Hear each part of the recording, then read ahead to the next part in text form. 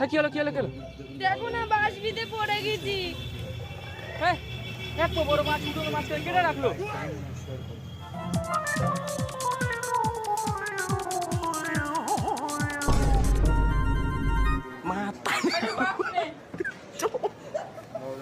মাতারি গো এ বদ্দা, এ তুই কি শুরু করেছিস? মানুষের কি তোরা চলতে ফিরতে দিবি না? এত বড় বাঁশ উঠোনে মাঝখানে দিয়ে দিচ্ছিস। বাঁশ তো আমি আমার উনুনের ভেতর দিছি, তোর মুখের ভেতর তো দেইনি, তাই তোর মুখে অত কথা বেরোচ্ছে কেন? চল এখান থেকে বেরিয়ে পড়। তা বাঁশটা তো কেটে কেটে দিতে পারতি।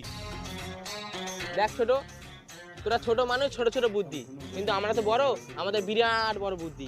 আমরা এত বড় বাঁশ ঢুকিয়ে দিছি, এখন একসাথে চলবে।